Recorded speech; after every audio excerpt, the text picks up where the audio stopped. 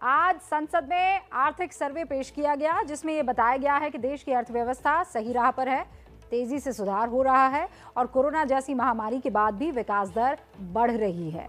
मौजूदा वित्त वर्ष यानी साल 2021 और 22 में जीडीपी के 9.2% की दर से बढ़ने का अनुमान जताया गया है। अगले साल यानी 2022-23 के लिए जीडीपी में विकास दर का अनुमान 8 से 8.5% रहने का है। इसका मतलब यह हुआ कि दुनिया भर की अर्थव्यवस्थाओं में भारत के बढ़ने की रफ्तार सबसे तेज रहने वाली है। कल बजट पेश होने वाला है, लेकिन सबसे अहम सवाल यह है कि क्या इस बार बजट चुनावी रहने वाला है, क्योंकि बस कुछ ही दिनों के बाद 5 राज्यों में चुनाव शुरू हो जाएंगे और इसीलिए सवाल उठ रहा है कि क्या इस बार के बजट में चुनावी राज्यों का खास ख्याल रखा जाने वाला है।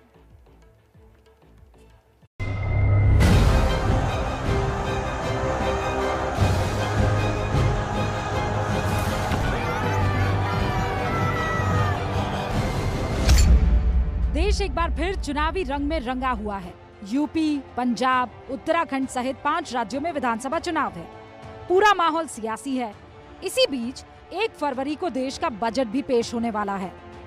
जाहिर है चुनाव के कुछ दिनों पहले आने वाले बजट में थोड़ा बहुत चुनावी टच नजर आने की संभावना हो सकती है। ऐसी संभावना इसीलिए जताई जा रही है क्योंकि साल 2017 में जब इन्हीं 5 राज्यों में चुनाव थे तब भी बजट में चुनाव का असर साफ दिखा था।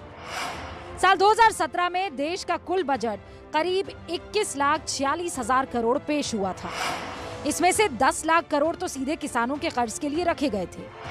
3,96,000 करोड़ रुपए इंफ्रास्ट्रक्चर विकसित करने के लिए दिए गए और गांव के विकास के लिए करीब 1,87,000 करोड़ रुपए दिए गए। यानी बजट का एक बड़ा हिस्सा किसान, बुनियादी ढांचे का विकास जिसमें सड़क, बिजली, पानी जैसी सुविधाएं होती है और गांव के विकास के लिए दिए गए। यानी इसकी वजह से 5 ही राज्यों में लोगों को कुछ ना कुछ जरूर मिला। ऐसा ही पिछले साल अप्रैल और मई में केरल, तमिलनाडु, असम और पश्चिम बंगाल के चुनाव को ध्यान में रखते हुए किया गया था। इसीलिए ऐसा लग रहा है कि इस बार के बजट में भी ऐसा हो सकता है। इससे पहले भी जब भी किसी भी चुनाव से पहले आम बजट पेश किया गया है तो उस चुनावी राज्य को ध्यान में रखकर कई घोषणाएं की जाती रही हैं। ऐसा ही तब भी देखा गया था जब पिछले साल बंगाल में विधानसभा चुनाव हो रहे थे और उससे पहले जब आम बजट पेश किया गया तो उसमें बंगाल से जुड़ी हुई कई योजनाओं की घोषणा भी की गई थी, जिस पर विपक्ष ने हमलावर रुख अख्तियार करते हुए इसको चुनावी बजट भी करार दिया था।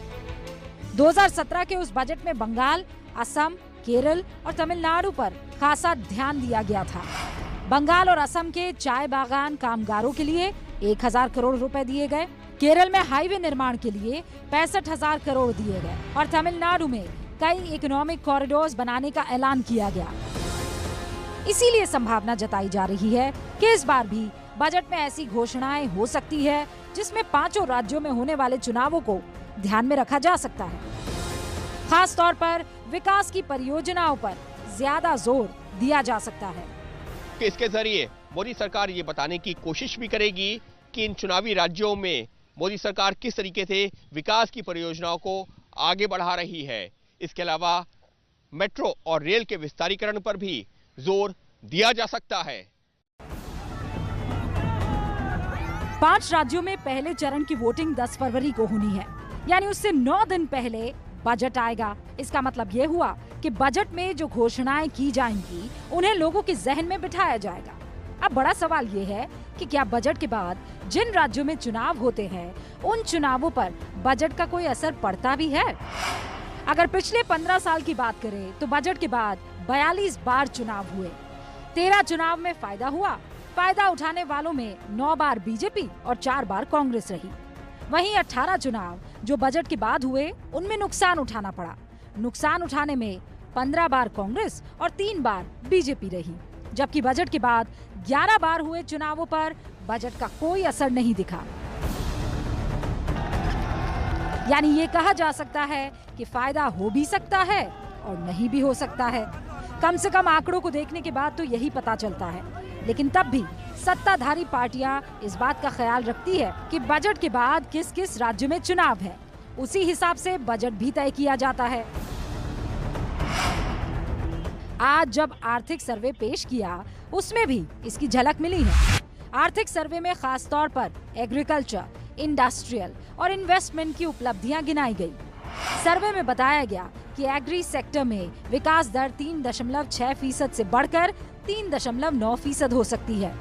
इंडस्ट्रियल सेक्टर में विकास दर 11.8% रहने की उम्मीद जताई गई है। वहीं सर्विस सेक्टर की ग्रोथ रेट 8.2% रहने की बात सर्वे में कही गई है।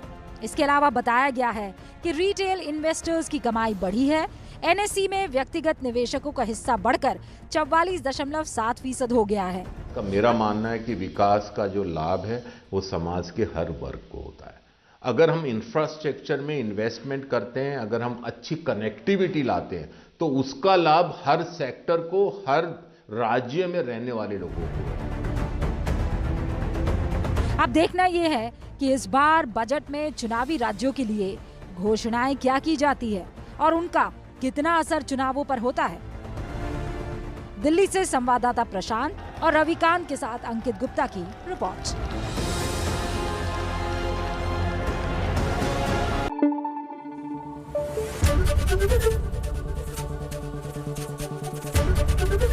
एबीपी न्यूज आपको रखे आगे।